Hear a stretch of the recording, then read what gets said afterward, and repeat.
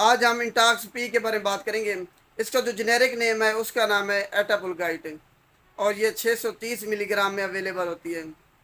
इसके यूजेस की बात करें कि किन मकासद के लिए हम इसको यूज़ करते हैं। अगर आपको डायरिया है, जिसको मोशन भी कहते हैं, और पेचेस पेचेस भी कहते हैं जिसको, उसके इलाज के लिए हम इसको इस्तेमाल करते हैं। अगर आप दिन में वाशरूम डायरिया की वजह से 6 से 7 दफ़ा जा रहे हैं, अगर जब इसको इस्तेमाल करेंगे इंटॉक्स पी को, तो ये जो है ना उस 5-6 को 3-4 पे ले आएगा। इस तरह ऐसा ऐसा करके ख़त्म कर देगा। इस तरह हम इसके इलाज के लिए इस्तेमाल करते हैं। और अगर आपको पेट में दर्द है, डायरिया की वजह से, मोशन की वजह से, पेचेस की वजह से दर्द है, और जिसको सराकी में कहते हैं वट चींदे पैन, उसके इलाज के लिए भी इसको इंटॉक्स पी को, एटापुलगाइड को हम यूज़ करते हैं। अब कौन कौन लोग इसको इस्तेमाल नहीं कर सकते? जो कि हाइपर सेंसिटिव हैं एटापुलगाइड से, वो लोग इसको इस्तेमाल नहीं कर सकते।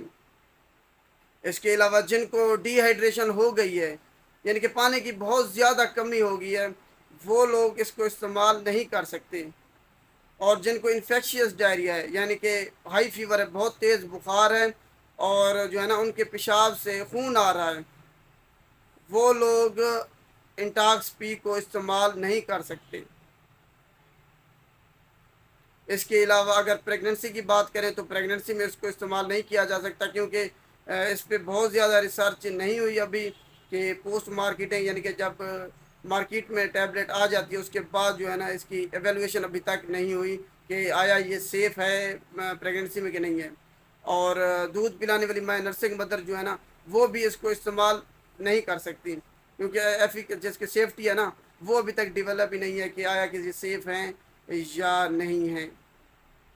अगर इसकी डोज की बात करें तो दो जो है ना गोली, 2 टैबलेट आपने शुरू में लेनी है। उसके बाद जितनी दफ़ा आप वाशरूम जाएंगे उसके बाद आपने टैबलेट लेनी है। ज़्यादा से ज़्यादा आपने 14 टैबलेट दिन में आप ले सकते हैं, इससे ज़्यादा नहीं ले सकते।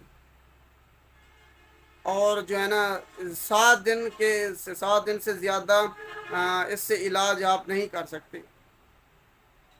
अगर आप खुद इलाज कर रहे हैं तो 24 से 48 घंटे, यानी कि 1 से 2 दिन मैक्सिमम ही इसको आपने यूज़ करना है। उसके बाद रजिस्टर मेडिकल प्रैक्टिशनर से आपने क्या करना है, रजू करना है, उनसे मशवरा करना है कि ये कंडीशन है।